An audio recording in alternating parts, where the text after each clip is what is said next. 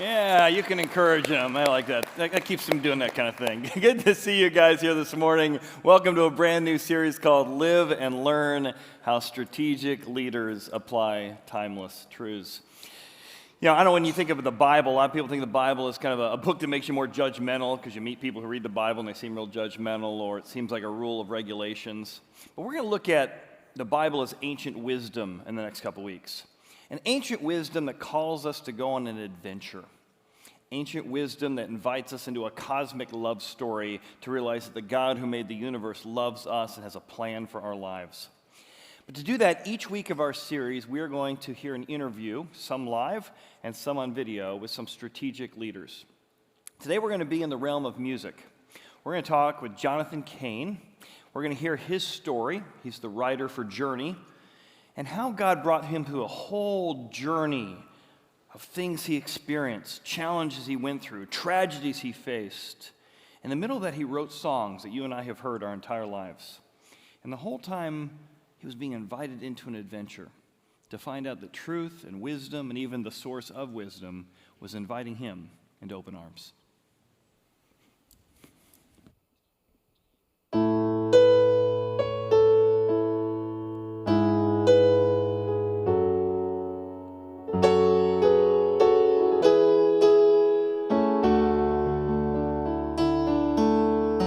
Lying beside you, here in the dark, feeling your heartbeat to mine.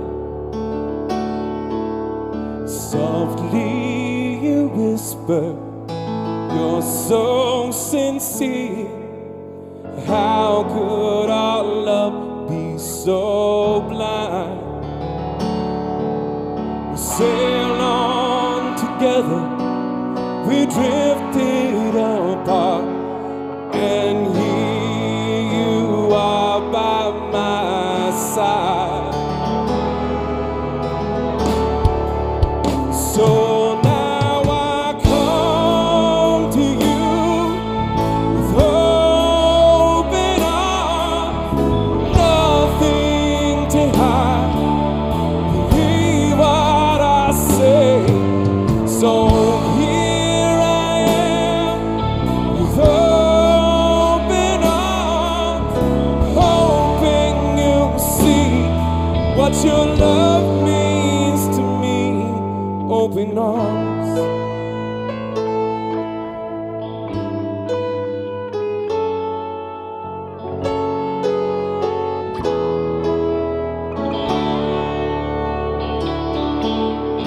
Moving without you, living alone. This empty house is so cold. Wanting to hold you, wanting you near.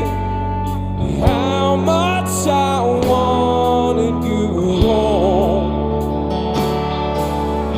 Now that you've come back, tonight and today, I need you to stay. So now I come to you with open arms, nothing to hide. Believe what I say. So here I am with open arms, hoping you'll see what your love means to me. Open arms.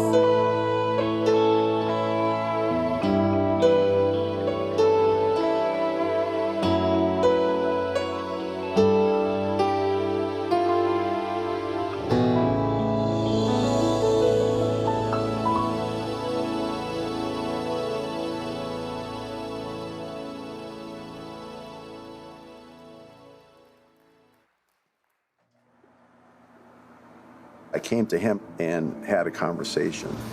So you were the guy in the room when I wrote Faithfully. Yeah. So when I wrote Open Arms, it was you. Yeah. And I went, oh man, How did I miss that? My story begins with my father. When I was very young, I would go to church with him and watch him pray, and he would pray so fervently and the tears would come down his cheeks, and I wanted that so badly, and I said, can I go with you to Jesus? And he said, you have to get your own walk with Jesus. Get your own relationship, John. We went to Arkansas, and I had a near-death experience when I stepped in a big hole in the lake and went down, and I was drowning. And a man had seen me apparently, and I felt a hand pull me out of the water, give me mouth to mouth, bring me back on the pier. And I said to my parents, I nearly died, and it was only because of God I'm here. It was also a wake-up call. Like God was preparing me to face life, like this is not going to be easy. My dad led me to a Catholic school. There was a terrible fire that broke out in 1958. December 1st, I was in 3rd grade. And I watched 92 children die right next to the house of God and 3 nuns. And I felt just so lost. I was grateful to be saved, but I wondered what happened that day, and it was a big question. Did Jesus abandon us that day? What happened? My father saw it right away and led me straight to music. He said, son, you were saved for something greater, and that must be music. He got me straight to music school. And music seemed to be a redemption for me. I was able to set myself free. My writing got me into the band called the Babies. I wrote a lot of that music on the Union Jacks record with John Waite. They were impressed with the songs and the fact that I played guitar and sang. They were all about it. But my father, he always said, every time I had something great happen, he goes, there's just a stepping stone to something greater, John. Like, what do you mean, Dad? Just a stepping stone. My dad wasn't impressed. He goes, this isn't it. There's something else coming.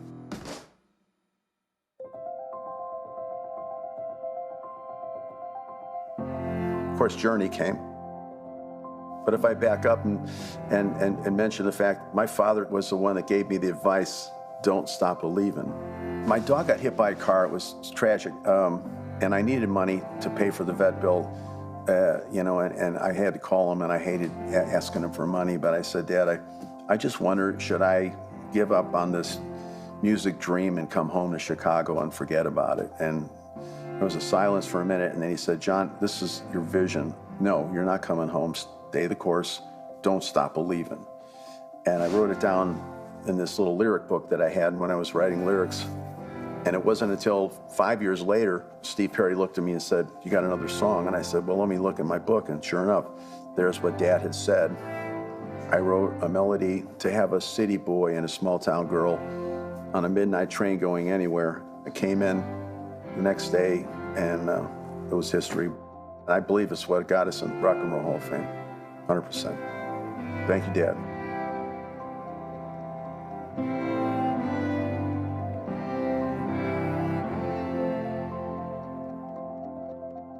Years later, when my father passed, I was devastated. I didn't think I would be able to carry on. I always wrote for him, I thought. I said, everything I did, every note I play, I can trace back to my father. And then God, his voice came to me. I sat as I was weeping on the piano, said, no, John, it's been me. It's me, John. It's always been me, through him. But I am the source. I am where it comes from, John. You've pleased me.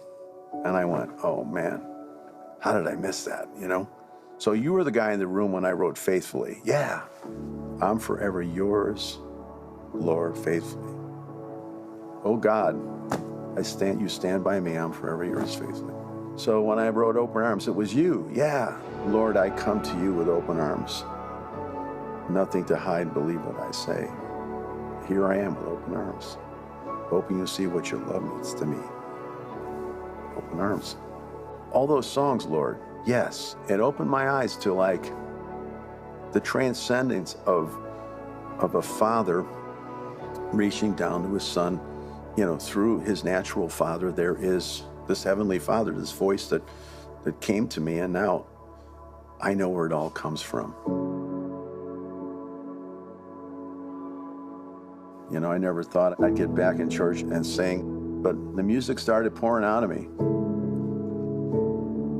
Now I understand that my worship music is my way of being grateful and staying His son. I think that we all need to know that it's not too late and we're all worthy, and He's a good God.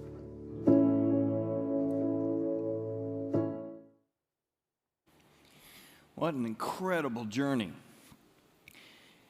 And you think about all the tragedy, all the challenges, all the unbelievable moments in his life, and yet he was able to not only make sense of some of it, but he was able to find God in the midst of it in that journey. I think God's calling all of us on an adventure. And I want to look specifically, even as a 20-year-old, he had enough humility to say, even in the midst of circumstances that look like maybe God isn't trustworthy, I'm in a sense that maybe even though I don't understand what happened in third grade, maybe I can keep believing there might be a God who has a plan for my life, even though it doesn't make sense what happened.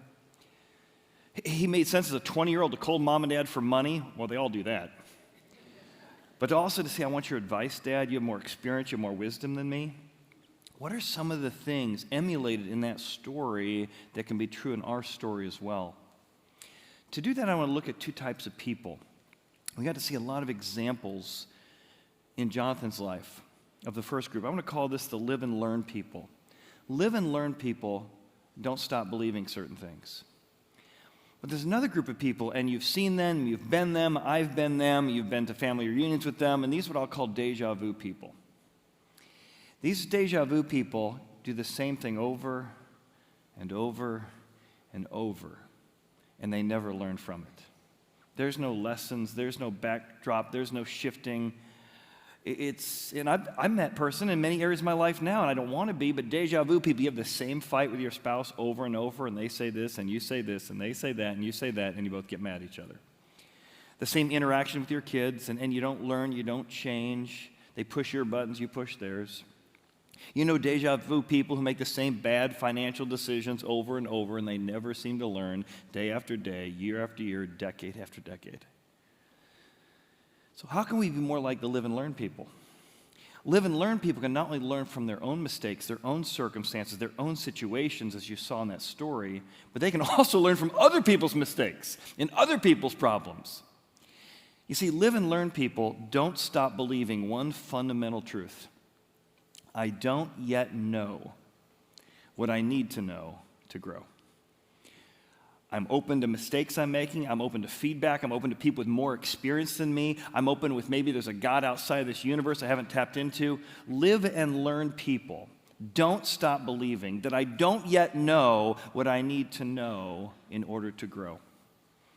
And because of that, the sky is the limit for them in success. The sky is the limit for them as far as where they can expand because they're open to feedback that lets them grow, to live and learn.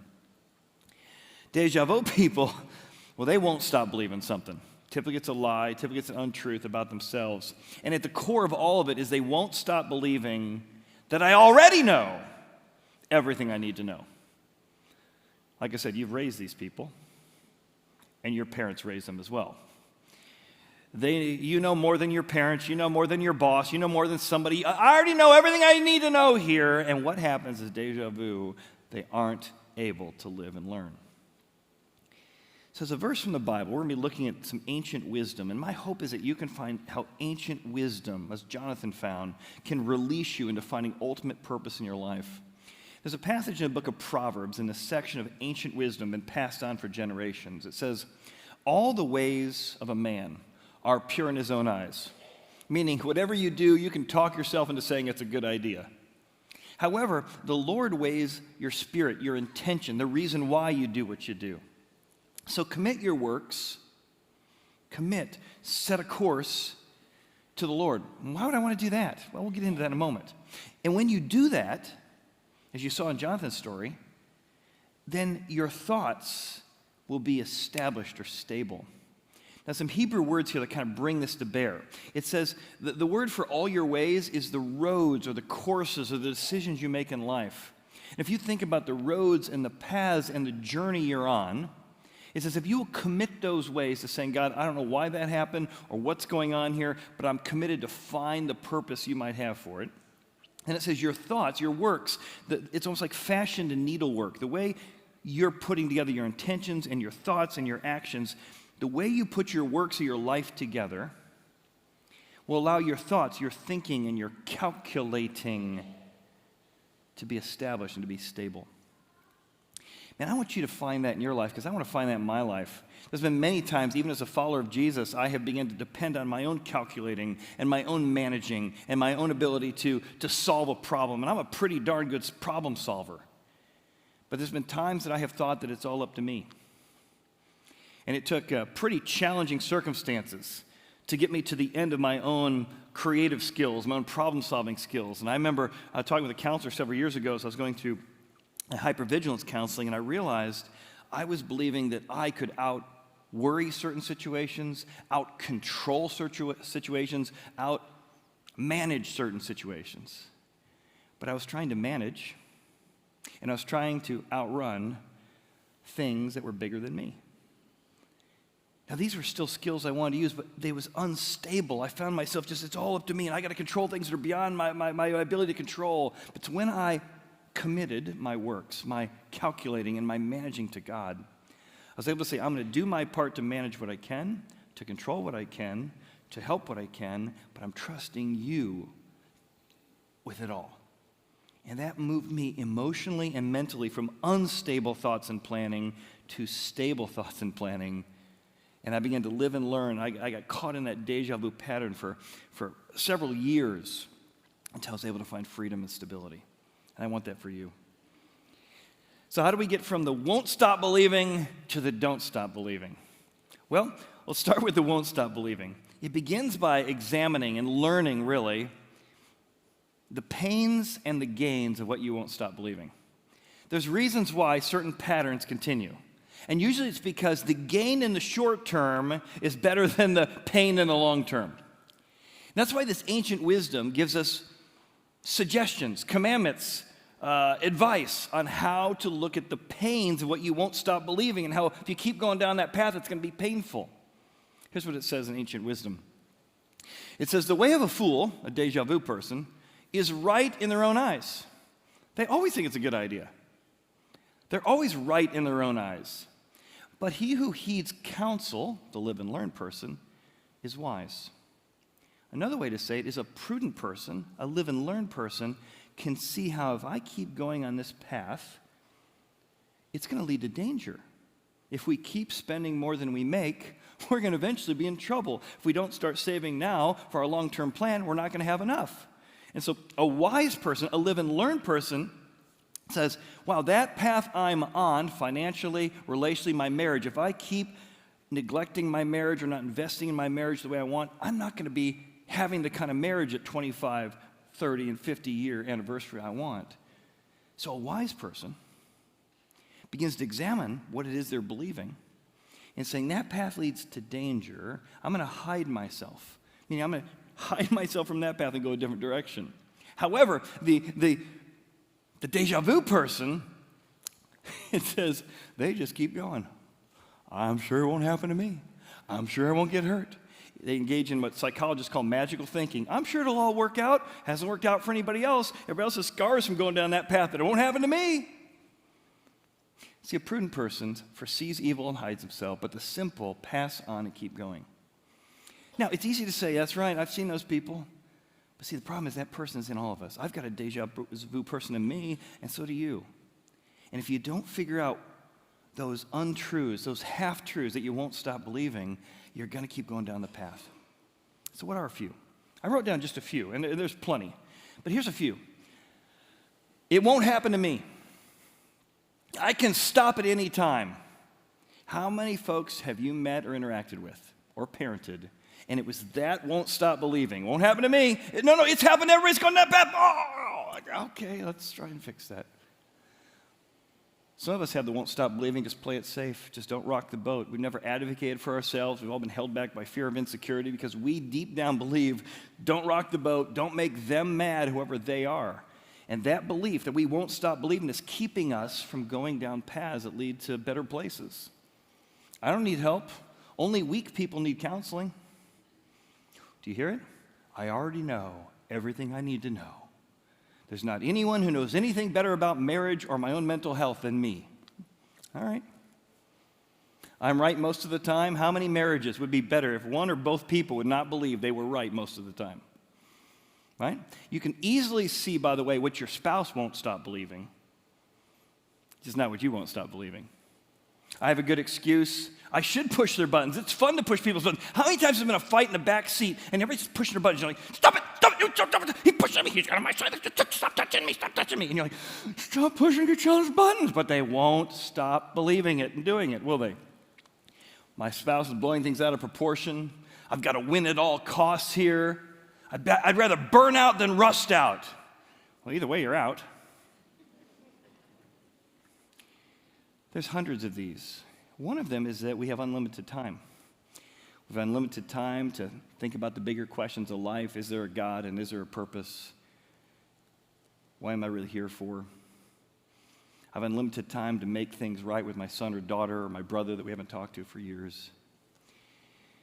Maybe just that one. I won't stop believing.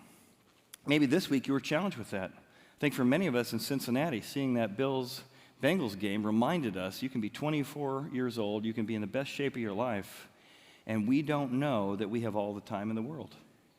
And in a second, that belief that sits way down deep behind the scenes in all of our lives, I've got unlimited time, and suddenly in a moment, the whole priority of the world and a game and a city got turned upside down. And I won't stop believing of our culture is you don't pray out loud, and you don't pray publicly. As you know, Drew, pray for him. He's a Bills fan. He hasn't come around yet, but he was at that game. And at that game, he took this picture. And all of a sudden, you saw people realizing, oh my goodness, grown men, tough men crying, realizing someone we care about is about to die. He doesn't have unlimited time. It's been amazing to see our city come together and say, man, there are things outside of our control. And not invoking someone who might be in control of the things that are out of our control is actually not a very wise idea. Let's break out of this deja vu pattern of not inviting someone who can control the things I can't control into my life. Maybe you saw the ESPN host and his co-host who said, we talk about thoughts and prayers. I don't know if we should do this. His host is like, do it. And he prayed out loud. He prayed that God would heal and be involved in the situation. How about you? What will it take for us to look at and examine the things we won't stop believing? There's a practice done with corporations and C-suite level leaders, and it's called the Dickens process. They reference it in a book called The Tools of the Titans, which is the habits of millionaires and billionaires. And the idea is to take the three ghosts, the ghost of Christmas past, present, future, and kind of look at it through your life and through the life of your business. Christmas past, what are the things that you had to learn over the last 5 years, 10 years, 20 years that now you'd say, if only I knew then what I knew now, it wouldn't have been so painful. My scars itch. I used to believe that, if I give people a lot of grace and I don't call them on their account, I don't have to have a tough conversation and fire somebody to be better off. Then it was like, well, that was painful, and we didn't fire that person sooner, and then the whole morale for the whole company, we lost other good people because we didn't deal with it. You went, those bad beliefs cause a lot of pain. And so I've had to change my beliefs for the present. But what are the current beliefs we have as an organization? Being too cautious, being too aggressive. That if we don't change those beliefs in the present, it's going to cause pain into our future. And to write out the potential pain that's going to come if you don't change certain patterns, change certain beliefs, and change certain trajectories. And that process, the Dickens process, helps people and organizations identify the won't stop believing patterns and beliefs that are holding them back and gives them the energy, oh my goodness, if we don't change, that's going to cause a lot of pain, to make those changes. But really we've got to get to the Bible's perspective, which is the core of all of that, is that won't stop believing patterns really come from a core idea that I already know everything I need to know. And the Bible has some really interesting ways of challenging on this, some word pictures in that. Here's some more ancient wisdom that really gets to the heart of the core behind that. The way of a fool, or deja vu person, is right in their own eyes. They just think they know everything. But the wise heeds counsel. They want to hear other perspectives. They want to be pushed back and make sure they're not lying to themselves. Here's another way of saying it in ancient wisdom. A wise man fears and departs from evil, but a fool, a deja vu person, rages. You know, people just lose their temper, speak their mind, or say it how it is, and everybody's like, whoa, that wasn't appropriate. The fool, the deja vu person, keeps doing that, right? You saw it at your family reunion. You saw it at the Christmas gathering, right? So you got several relatives like that. And if you don't have a relative like that, you might be the relative other people are talking about. Here's the thing, though, but the deja vu person rages, and they're self-confident. They know they did the right thing. They know that was the right thing to say. He says, no, a quick-tempered man, a deja vu person, it's foolishness. So the question is, are you open to your own blind spots? Are you able to hear and examine your actions and the attitudes behind it? I mean, I am amazed at how shallow and insecure and ridiculous I can be. I know you're not, but I am. I can get angry, I can get upset, I can get jealous about the stupidest things. I'll give you the dumbest one.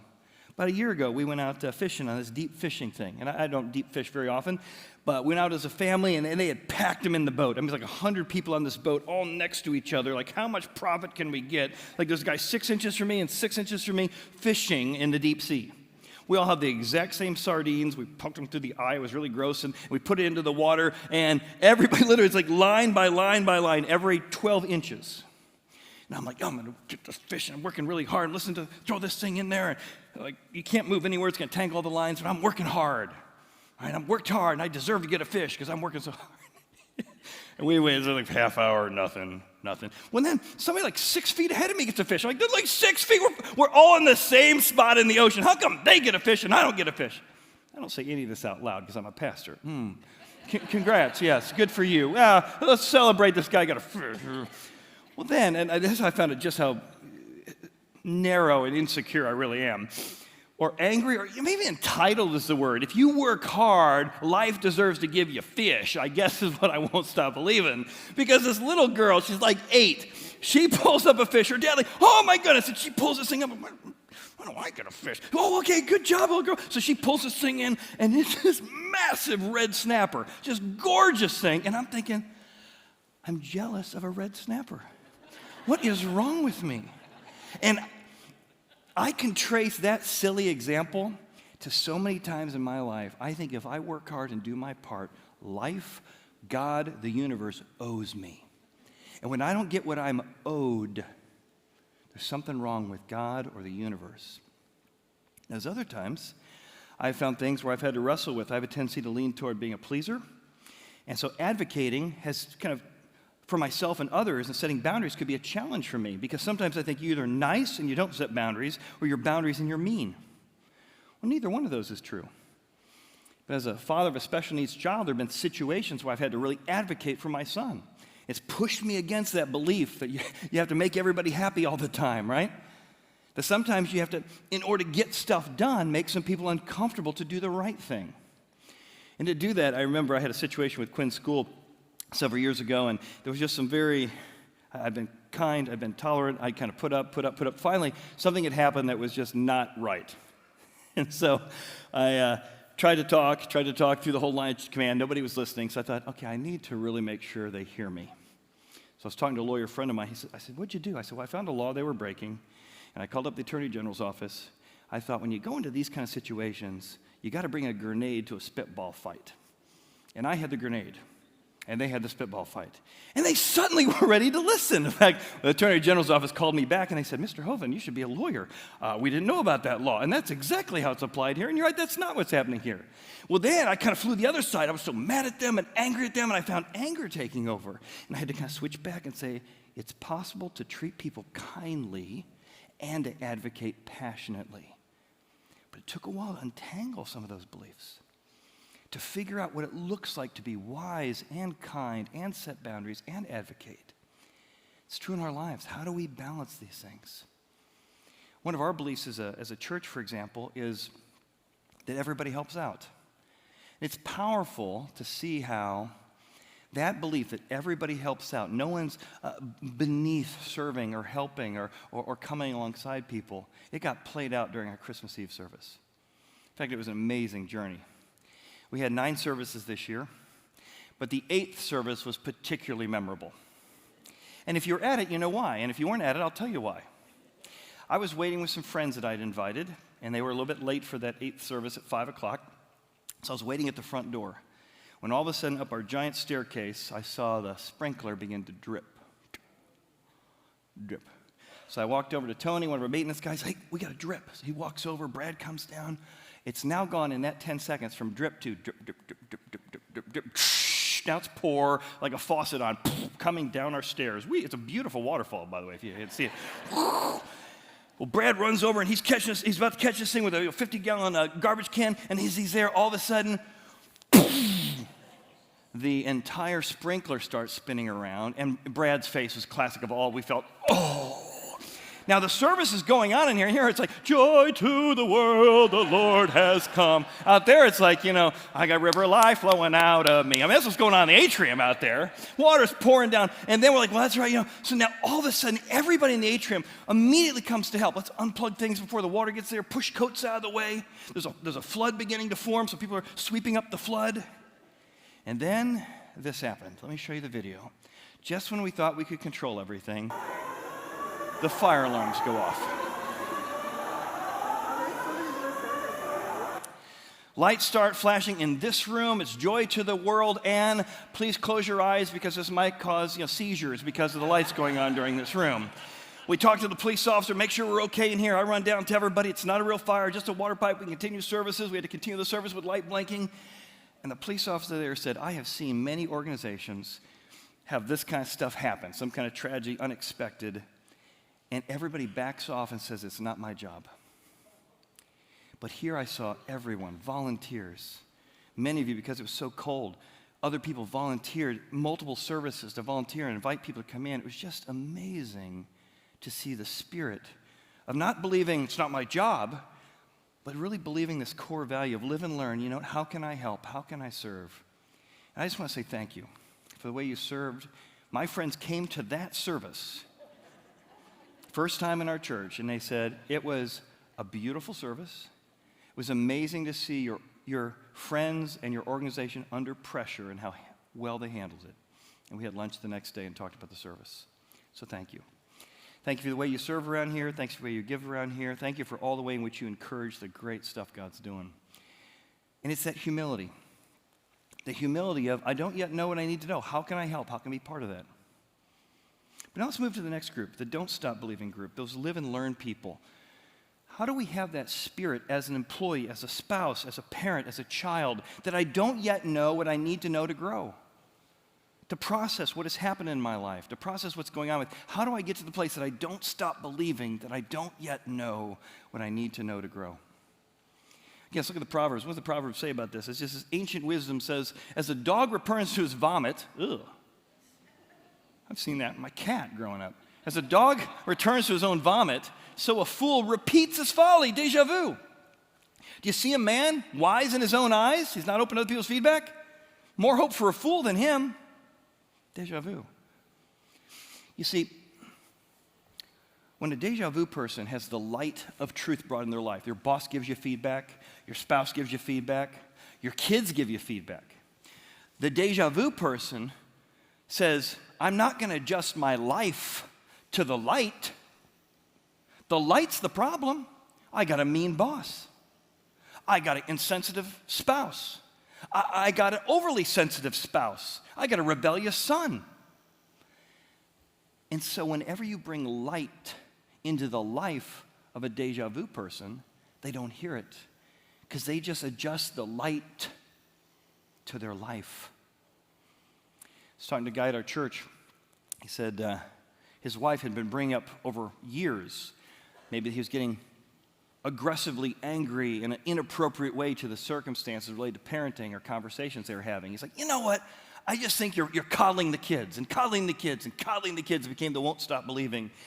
But he said it took extreme circumstances in my life for me to start going, maybe I'm wrong here. And And a couple years ago, he said, man, I realized I need to be open to some truth about my parenting, about my spousing, and it's so improved our marriage. I know another person I was talking with somebody else here at Horizon, and they were asking for advice, but no matter what advice you gave them, the answer was always, I can't do that. I can't do that. Well, I can't do that. I can't do that. And you realize that the core of this person was a belief that they can't change, that they're a victim of their circumstances. So no matter what advice they ask for, no matter what solutions you give them, they were always going to ixnay it because they won't stop believing that they can't change. Versus if they get to the place they don't stop believing, I can change, I can make a difference, God can work in me, truth can work in me, wisdom can work in me. I was talking to a buddy this week. I said, hey, I was talking to your wife, and she told me that, this is the quote, we were talking about like it's hard to remember when you're 21, it's hard to remember way back when you were married for the first time, and she says, yeah, the only thing I remember from our honeymoon, I'm like, well, that's going to be good. The only thing I remember from our honeymoon is that Princess Diana died. I said, say that again. The only thing you remember from your honeymoon is that so I called him up. I said, we got to talk about your marriage. Your wife told us the only thing she remembers about your honeymoon is that Princess Diana died. He said, well, did she tell you how braggadocious I was? And he says, we got to Mexico on the first day, and I had never been to Mexico. She said, don't eat those celery and carrots because they've been washed in water and you'll get sick. He's like, I think I can handle some carrots and celery. He said, I had Montezuma's revenge for 3 days. He said, I had to live and learn how to maybe be a little more open that I don't know everything about the water in Mexico. See, that's the difference between a live and learn person. A live and learn person comes to the light of truth from any source. Even your enemies give you critique. And you say, you know what, there might be something to learn here. Because when a live and learn person comes to the truth, you know what they say? How do I adjust my life to the light? What can I learn here? What can I grow here? How can I adapt here? Here's what the ancient wisdom says about that. Rebuke is more effective to a wise person, a live and learn person, than 100 blows to a fool. Boom, deja vu, boom, deja vu, boom. Whoa, haven't learned it yet. I was seeing an interview with Cain. He said, you know, after seeing 80 plus kids in third grade die in a fire, I mean, how easy would it have been for him to have lived in survival's guilt his whole life? To be angry at God or dad's faith his whole life? What? I'd be like, I get it. Man, that makes sense. He chose not to go down that path. He said that he just kept playing music and kept playing music and kept believing that God had a plan for his life. And it was amazing because he said he was selling stereos, if you can imagine the time. He was driving his car selling stereos to people, and he'd done this song, and for the first time ever, he heard his first song on the radio. He said he pulled over to the side, and he just began to cry. It was just such a moment, like, oh my goodness, my song is on the radio. It was just amazing to him. He said, and then I opened up with a gig we were doing with the babies, and somebody from Journey saw me, and they heard that I could play guitar, play music, and wrote songs. So they called me up, and they said, hey, do you want to be in Journey? Like, the group? It's like, yeah. I said, well, what do I audition? They said, no, we've already voted. You're already in if you accept. So he comes into the audition, and they're literally not just it's not an audition, they're literally recording their first album. He got to record their first album instantly in the group, and he said it was just amazing, and that's when they need a final song on that track. And they said, do you have any more lyrics or songs we could put on this track? And that's when he started searching back through his life. The words his dad had spoken to him, the faith his dad had put in him, the wisdom he had heard from his father. Don't stop believing, even when things felt against him. And he writes a song. In fact, when they were inducted into the Rock and Roll Hall of Fame, he again looked back in time who he'd learned from. He talked about his grandfather, who was Russian, who used to play the fiddle in the back hills of Arkansas or Louisiana, I can't remember which, and just how it was his grandpa's impact on music that just kept with him. I was just amazed to see how the humility of living and learning from your circumstances, from people around you, the humility he brought to be able to say, listen, I'll be a utility player for Journey, and just how God continued to bless him. So how about you? How can we be more live and learn and less deja vu? And how does Christianity uniquely help with this? Here's how Christianity uniquely helps us to be successful. I won't mend a belief if I have to defend a belief. We live in a culture today that says who you are is what you do and what you feel. And so no one can criticize what you feel about something because it's who you are. And so everyone's defensive about everything. Everything they feel about politics, everything they feel about economics, everything they feel about parenting. Everyone's defensive. They defend their beliefs because they are their beliefs. And everything they do, when I work, I can't take criticism because you're not critiquing my work, you're critiquing me. And that's why it is so hard to get out of the deja vu mindset. Christianity uniquely comes and breaks them apart. It says who you are is not what you do. It's a part of you, but it's not your core identity. And by the way, you've done a lot of wrong things, enough that God had to come and die for you on a cross. So what your spouse is bringing up, and what your boss is bringing up, and what your employees bringing up, and what your parents brought up, that's probably one of those things Jesus died for. But because it's not you, you are loved for who you are despite what you've done. And you have a lot of feelings. Those feelings are good. Some are related to truth and some are not related to truth. But now all of a sudden you can apply truth to your feelings. You can apply rebuke to what you do. Because when you talk about my parenting, it's an important part of me. It's something I'm passionate about. When you talk about my art, it's something I'm passionate about, but it's not who I am. You see, you won't mend a belief if you have to defend a belief. But if you realize that who you are is not what you do, and it's not what you feel, you can be open to feedback, open to rebuke, open to correction. That's why what Jesus offers uniquely creates humble people, confident people, passionate people, successful people, because they're humble people who are open to feedback. So, let me summarize our two lists just down to two things. Won't stop believing, they never mend their beliefs, and don't stop believing. Let's look at the list. Next slide. Somebody who has to defend themselves, they won't stop believing. Rebuke is a personal attack on me. Can you believe what she said about my parenting? Can you believe what he said about my work ethic? Won't stop believing. Seeking help is for weak, lazy, or incompetent people. Deja vu people won't stop believing that. Deja vu people won't stop believing. I got to defend myself. I got to defend my actions. I got to defend my beliefs. But I want you to don't stop believing. Don't stop believing that rebuke is good. It helps me grow. I can examine what I do because it's more than who I am. Don't stop believing that seeking help is for strong, smart, discerning people who want to grow and expand and not be limited. Don't stop believing that who I really am is defended, it's forgiven, it is valued because I am loved. And because I am loved for who I am, whatever I've done or whatever I believe that's not true, I can listen. I can be open. I'll invite the band to come out. And I want you to think about Jonathan's journey. All the ways he listened to his dad, listened to his circumstances. He's got a song that's playing on the radio and he's still selling stereos, for crying out loud. You're talking about humility. How he came to an audition and didn't say, wow, look at me, I'm the Jonathan Cain, I run this place, the prima donna of the group. He came and said, how do I serve? What kind of song do you need? Sometimes he played guitar, sometimes he played piano, sometimes he sang. He was a utility player because it wasn't about him, it was about serving the greater good. It was in that journey he found that the person of Jesus Christ, that his dad had talked about his whole life, was able to instill in him what he needed all along. The idea that you don't stop believing that God's got a plan in the midst of the chaos. We should do that song. Let's see what the band's got for us.